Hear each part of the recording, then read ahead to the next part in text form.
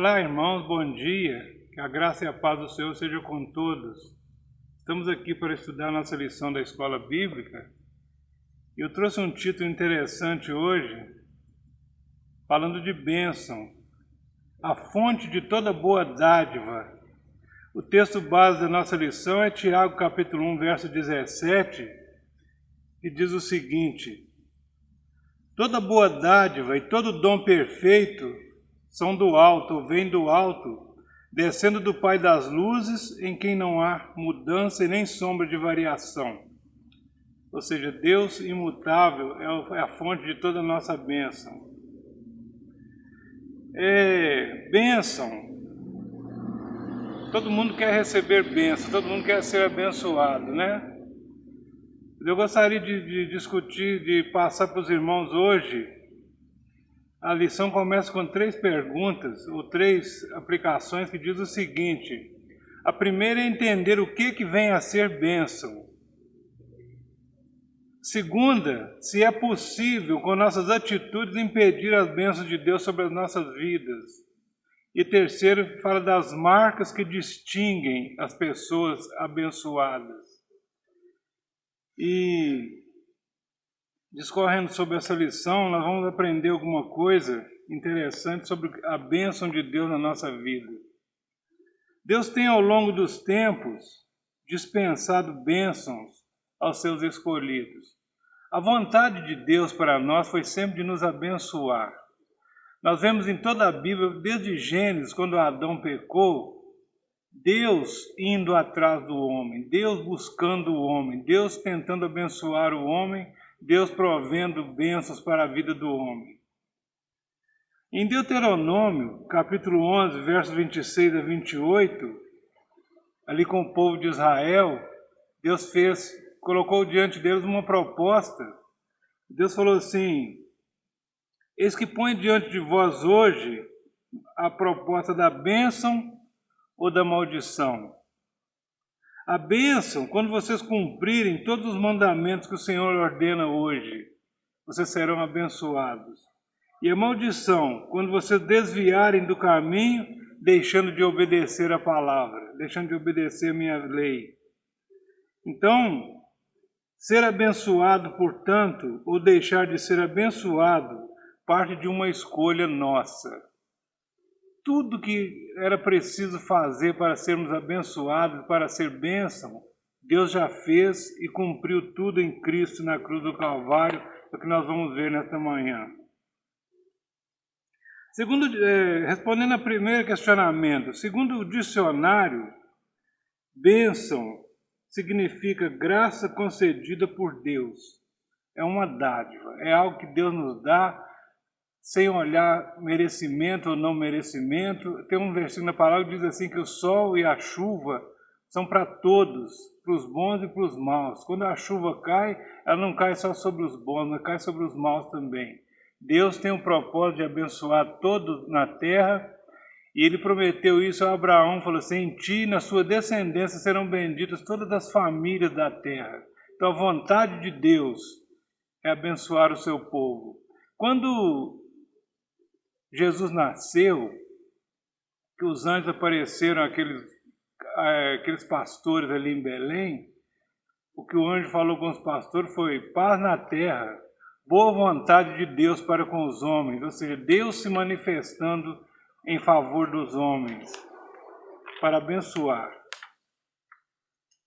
Bênção é a ação que denota a presença e a ação do Deus Altíssimo conosco, com o objetivo principal de nos atrair à comunhão mais profunda com Ele. Ou seja, quando Deus nos abençoa, o propósito principal dele é que haja uma aproximação de nós com Ele e que essa comunhão nossa com Ele seja aprofundada, que nós cheguemos mais perto. E como é importante essa comunhão com Deus, essa presença, esse achego aí bem perto de Deus.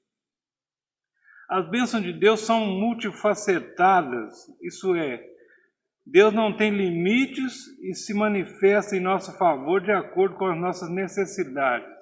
Deus não tem só um tipo de bênção, só um tipo de pessoa que Ele abençoa. Deus abençoa a quem quer que que busca a sua face com fé, Ele abençoa. Eu queria montar um quadro aqui, para a gente meditar sobre isso, com respeito às bênçãos de Deus. Talvez você tenha um colega de trabalho, alguém que convive com você, que todo dia chega contando uma bênção. Ontem eu recebi uma bênção, Deus fez isso e isso na minha vida. E chega ao ponto de você dizer assim, por que essa pessoa é tão abençoada e eu não sou? O que há comigo? Então eu queria montar o quadro seguinte: imagine você num restaurante com uma turma boa de gente, aquela situação que a gente junta as mesas e faz uma mesona, e fica pessoas de um lado e do outro da mesa, ali todo mundo com o objetivo de almoçar, coloca seus pratos, os guardanapos, os talheres, e a gente fica aguardando o serviço. De repente vem o garçom servindo a comida, serve de lá e serve de cá, serve o que está à sua esquerda, pula você e serve da direita e continua e deixa você com o prato vazio. O que você vai pensar? Por que eu fiquei sem comida? Por que eu não fui abençoado? Muitas vezes a gente faz essa pergunta quando vê o nosso irmão recebendo grandes bênçãos e a gente às vezes não recebe. Mas tudo isso nós vamos tentar explicar nessa lição. Por que você às vezes não é abençoado? Por que às vezes o seu irmão é mais abençoado que você? Às vezes acontece que você não é tão grato quanto ele. Você às vezes não reconhece a bênção de Deus na sua vida, mas muitas vezes nós deixamos de receber uma bênção por nossa própria culpa.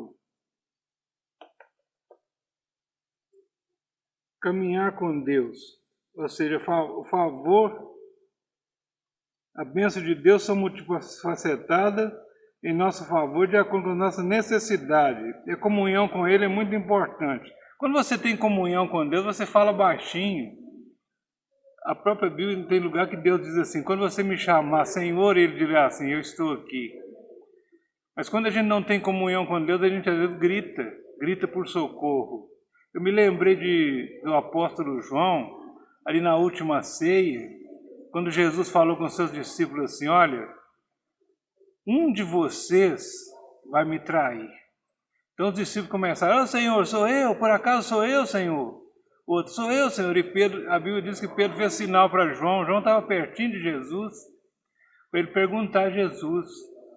E a Bíblia conta que João encostou no peito de Jesus e perguntou baixinho, Senhor, quem é? Ele não disse assim, Senhor, sou eu? Ele disse, Senhor, quem é? E Jesus falou assim, aquele que eu der o pão molhado, esse é o que vai me trair. E logo em seguida deu um pedaço de pão molhado para Judas e Judas saiu para vendê-lo.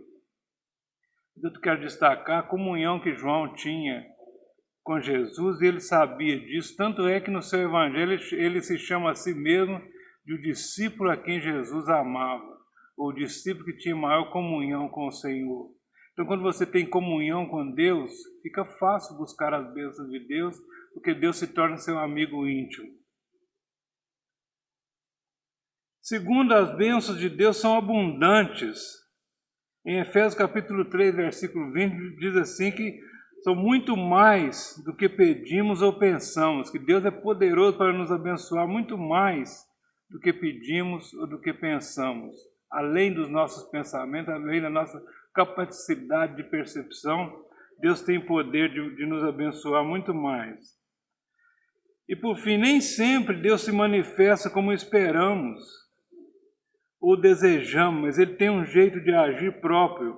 Em Romanos capítulo 8, verso 28, nos diz assim, que todas as coisas cooperam para o bem daqueles que amam a Deus e que são chamados segundo o seu propósito.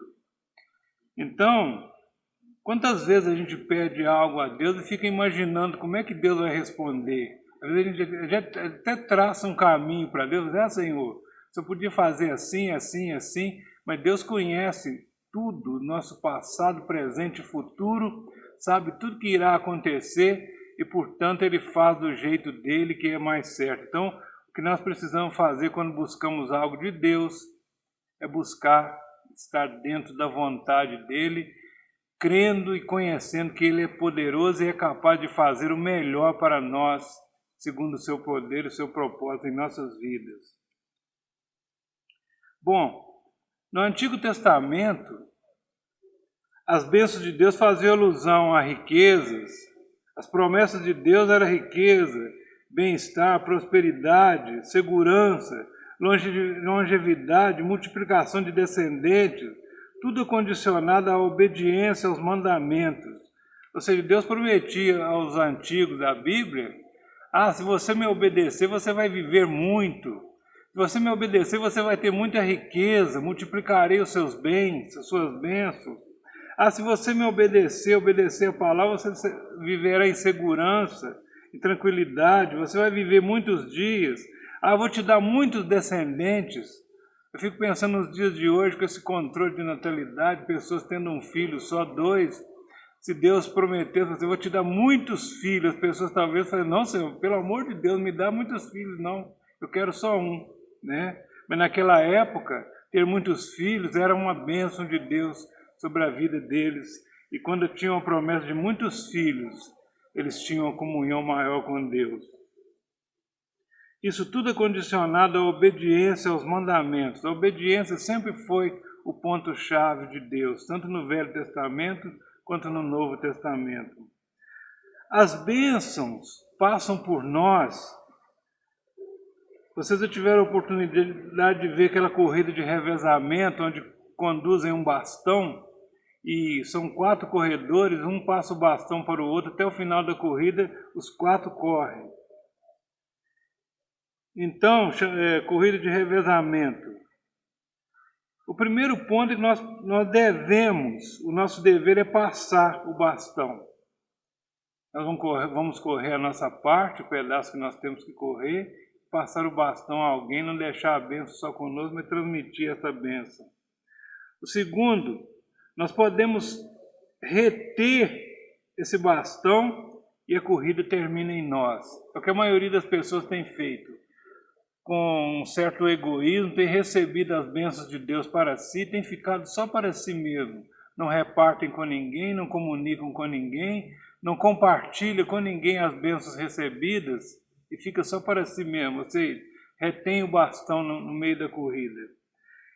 E terceiro, nós podemos receber a bênção e ficar só para nós, não passar para a próxima geração. Podemos reter o bastão e terminar a corrida em nós mesmos.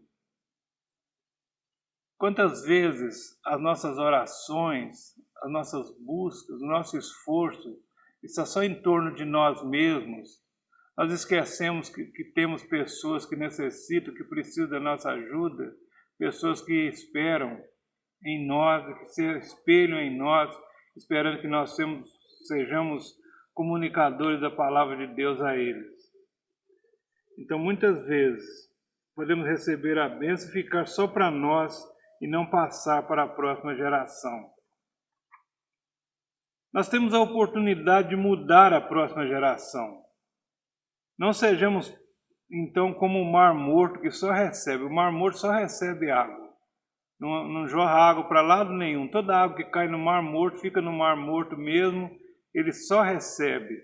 Muitas vezes nós agimos como um Mar Morto. Só recebemos as bênçãos de Deus e não comunicamos com ninguém, não distribuímos, não compartilhamos nada com ninguém.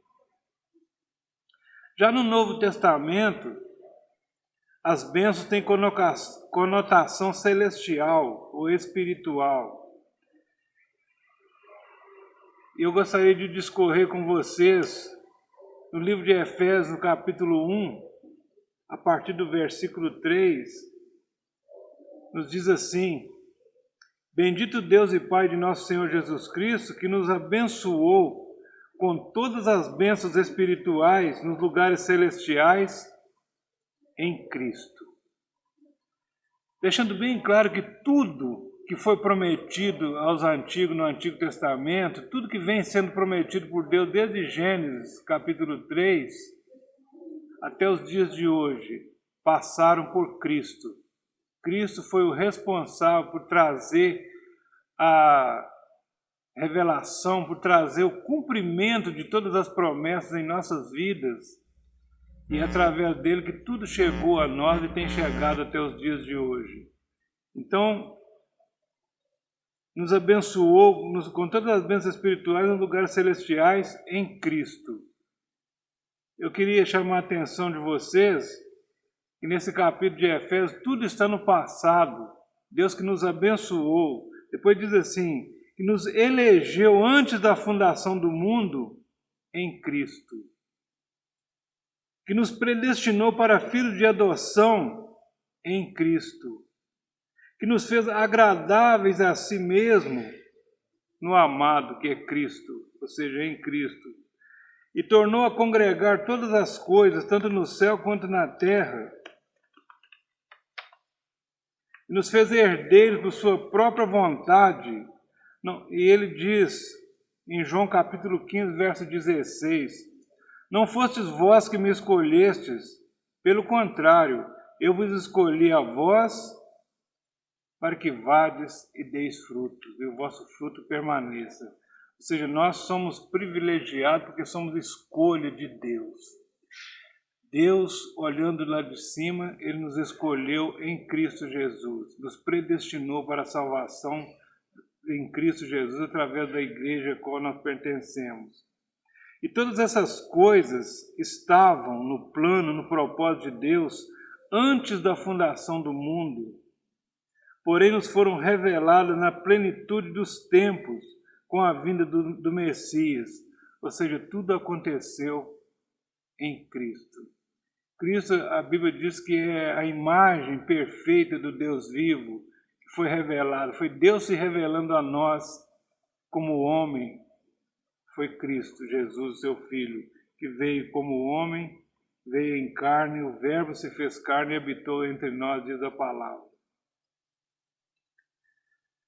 A segunda colocação que eu coloquei no princípio é o que nós podemos fazer para impedir as bênçãos de Deus em nossas vidas. O que nós fazemos que muitas vezes impede que sejamos abençoados. Por causa da dureza do nosso coração, às vezes praticamos coisas que impedem que as bênçãos de Deus cheguem até nós em sua plenitude. Às vezes, Deus tem abençoado, Deus tem derramado a sua bênção como chuva, mas às vezes nós não molhamos, nós recebemos às vezes alguns pinguinhos daqui e dali, e onde nós vemos pessoas sendo muito abençoadas e nós às vezes contentamos com tão pouco. Tem até um hino que diz que o muito que nós temos recebido são gotas de um mar que Deus tem para derramar sobre as nossas vidas, né? Nós não temos aproveitado esse tempo, essa oportunidade, temos deixado de receber muitas bênçãos. Eu vou falar agora o que pode impedir você de ser abençoado. O primeiro ponto que eu queria colocar aqui é a precipitação. Muitas vezes nós precipitamos, nós oramos a Deus, buscamos a Deus, e antes de ter uma resposta a gente já faz aquilo que a gente queria fazer, como se somente orar já fosse a resposta de Deus. E muitas vezes Deus diz espera ou diz não. Eu queria dar 2 exemplos de precipitação na Bíblia que causaram problemas. O primeiro deles foi Saul. Saul perdeu o reinado porque precipitou, fez o que não devia. Samuel tinha acabado de ungir Saul, rei de Israel, deixou Saul num determinado lugar e falou assim, espera aqui com o exército, que daqui a 7 dias eu vou voltar para a gente ir para a guerra. Primeiro você ofereceu o sacrifício, depois nós vamos para a guerra. E Saul ficou ali com o exército. Mas quando venceu os 7 dias, Samuel se atrasou. E como Samuel demorava a chegar, o povo começou a se espalhar. E Saul disse assim, esse povo vai embora, vai me deixar sozinho. Não crendo que a promessa era de Deus, que Deus mandou através de Samuel que ele esperasse. E Saul falou assim, traz lá o sacrifício que eu mesmo vou oferecer o sacrifício. E quando ele terminou de oferecer o sacrifício, Samuel chegou e falou assim, o que é isso que você fez? Ele falou assim, eu ofereci o sacrifício. Ele falou assim, mas não é lícito você oferecer o sacrifício? Você não é sacerdote, você é rei. Ele disse, profeta, eu fiquei com medo do povo espalhar, e com medo de dar tudo errado, por isso que eu ofereci o sacrifício. E Samuel falou assim, por causa da sua desobediência, Deus tem tirado de você o reino. Você acaba de perder o reinado por causa da sua desobediência, que você precipitou. Então a precipitação levou Saul a perder o seu reino. Dali em diante já começou a perder o seu poder, a sua direção, e depois veio Davi para ser rei de Israel. Agir precipitadamente é falhar no exercício da fé. Esperemos, pois, no tempo de Deus. Eclesiastes capítulo 3 fala assim que Deus tem um tempo determinado para cada coisa, né? Então nós devemos esperar e buscar estar no tempo de Deus, acertar o nosso relógio com o relógio de Deus. Aí dá tudo certo. O segundo exemplo que eu queria dar rapidamente é do nosso pai na fé. Com todas as suas vantagens, com todas as suas provas de fé, de crer em Deus, Abraão, certa feita, precipitou. Ele já estava velho, Sara também já estava idosa, o filho que Deus tinha prometido não vinha, e Sara teve uma ideia de juntar Abraão com a sua escrava, com a sua serva, para ter um filho para ela. E Abraão topou.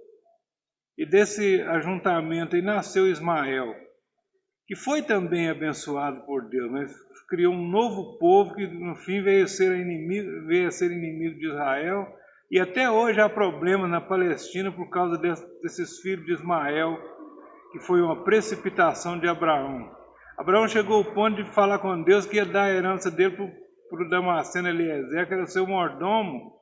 Então, isso para mostrar para nós que todo mundo tem falha, ainda que tenhamos uma grande fé, nós falhamos às vezes por causa da precipitação, de achar que Deus atrasa no tempo, que está passando a hora de Deus agir.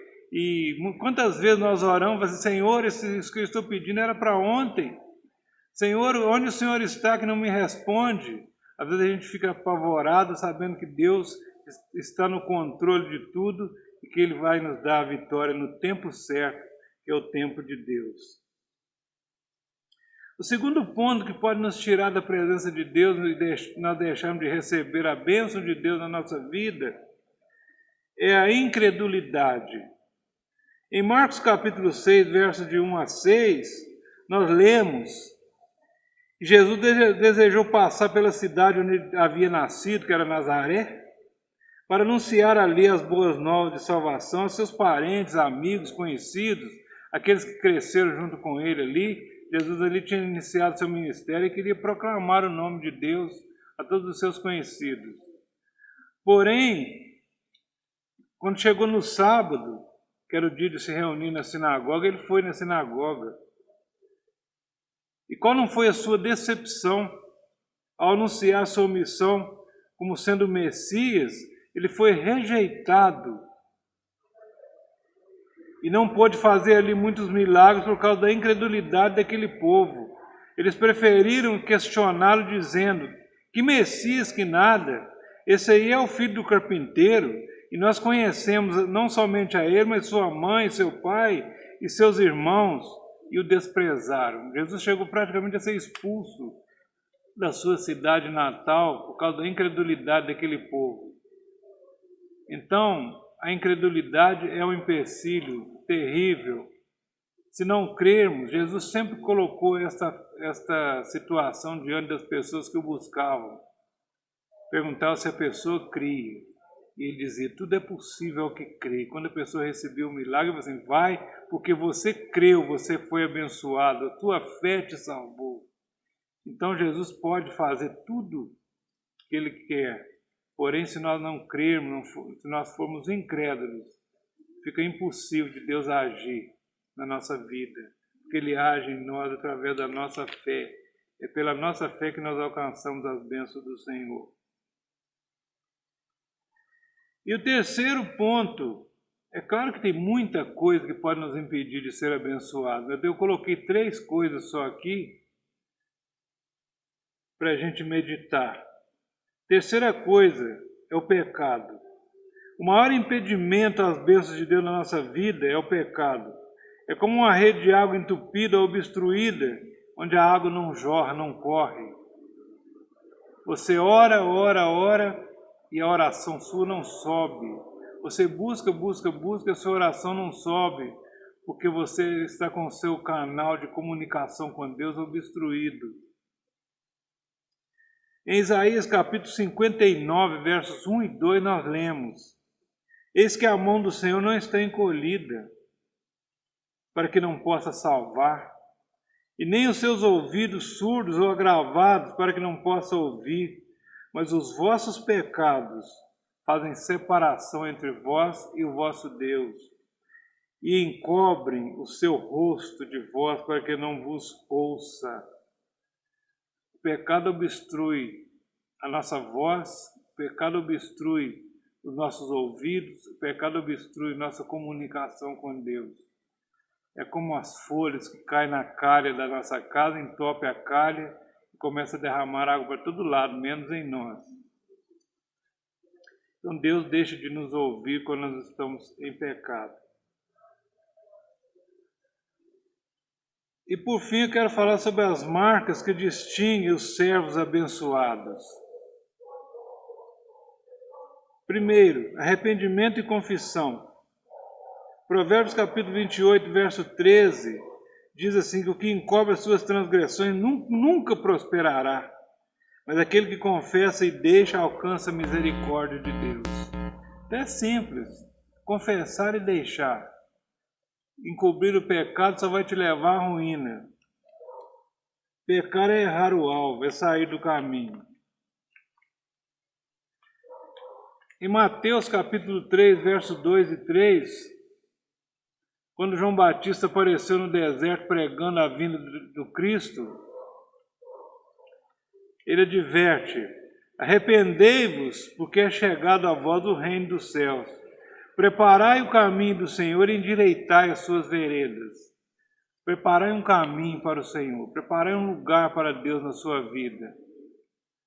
A comunhão com Deus, ela é tudo na nossa vida para que possamos alcançar as bênçãos de Deus, porque a bênção do Senhor já está derramada sobre a nossa vida, como lemos lá em Efésios capítulo 1, a partir do 3, Ele já nos abençoou com toda sorte de bênçãos espirituais nos lugares celestiais em Cristo.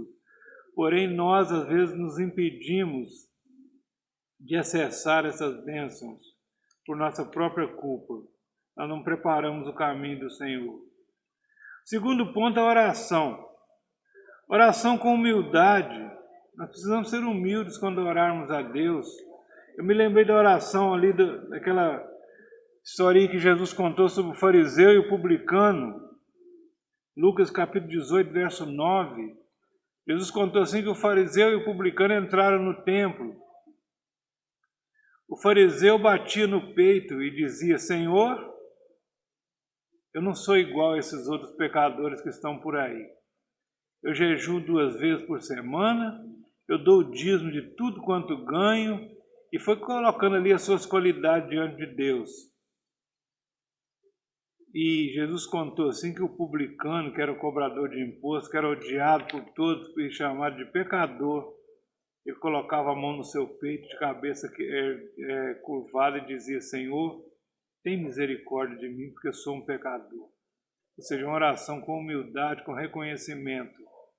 Então, quando há essa humildade, esse reconhecimento, Deus ouve a nossa oração. Então, a nossa oração precisa ser com humildade. Buscar não somente os meus interesses, mas também o do próximo. Isso que nós chamamos de intercessão. Irmão, mais importante até do que orarmos por nós mesmos, nós precisamos interceder. Há tanta gente necessitada, tanta gente sofrendo, tanta gente enferma, tanta gente precisando da nossa oração. Ah, mas ele não pediu. Ainda que ele não pediu, ore por ele. Orai pela paz daqueles que estão ao nosso redor. Orando pelo próximo, buscando a Deus em favor do próximo. A Bíblia conta a história de Jó. Depois de tudo que ele sofreu, Deus falou com aqueles que estavam com ele ali: agora Jó vai orar por vocês. E a Bíblia diz que quando Jó orou por aqueles homens, intercedendo a Deus por eles, Jó foi abençoado. E quando você ora por alguém, quando você deixa de olhar para os seus próprios problemas, as suas próprias necessidades, e olha para a necessidade do seu semelhante, busca a Deus em favor dele, a bênção recai sobre você. você desentope aquela tubulação que estava entupida, como eu disse, você desobstrui a sua comunhão com Deus e Deus te abençoa quando você ora pelo seu irmão. Santidade e comunhão, acesso livre à sala do trono. Nós precisamos ter esse acesso à sala do trono, esse novo e vivo caminho que foi aberto pela cruz do Senhor Jesus, ele continua aberto, nós precisamos ter acesso a esse caminho. Portanto, já estou terminando, crente abençoado é aquele que confessa e deixa os seus pecados, que mantém a santidade e a comunhão com Deus. Crente abençoado é aquele que ora com sinceridade e humildade. Crente abençoado é o que compartilha as bênçãos recebidas. Aquele que conta todos os dias o que Deus tem feito na sua vida e o testemunho, aquilo que nós contamos, aquilo que nós falamos sobre a bondade de Deus, isso incentiva outras pessoas a crerem em Deus. Eu vim para o Evangelho por causa de testemunhos. O irmão que me trouxe para a igreja, trabalhava junto comigo, ele pegou empreitada comigo de me falar do Evangelho, e todos os dias que ele chegava no serviço, ele falava assim, vem cá que eu vou te contar uma bênção. Ontem aconteceu isso, isso e isso na igreja. Ontem chegou um aleijado na igreja e o pastor orou por ele e ele saiu andando. Ontem aconteceu, ele contava as bênçãos todos os dias, isso foi me incentivando, me chamando a atenção. Eu pensava, puxa vida, Deus está presente mesmo na congregação desse povo, porque tantas coisas que acontecem, coisas que eu nunca vi, e com isso eu acabei vindo para o Evangelho já faz 40 anos, né? Então, pela graça de Deus, tenho andado com Cristo. Ainda não cheguei, como disse Paulo, ainda não alcancei o que eu preciso alcançar, mas é uma coisa fácil, esquecendo das coisas que para trás ficam, prossigo para o alvo. Há um alvo, há uma direção. E muitas vezes, quando nós deixamos de contar as bênçãos de Deus, nós impedimos outras pessoas de conhecer o poder de Deus para as suas vidas, para serem bem-sucedidos, para serem abençoados, para ter as suas vidas abençoadas, sua família abençoada. Nós possamos pensar nisso. Aquilo que Deus tem dado a você, compartilhe com outras pessoas, divide o que Deus tem dado em bênçãos para você com outras pessoas, assim você será mais e mais abençoado em nome de Jesus. Irmãos, tenham um dia abençoado, um domingo gostoso, e logo mais estaremos reunidos para adorar ao Senhor. Que Deus te abençoe em nome de Jesus.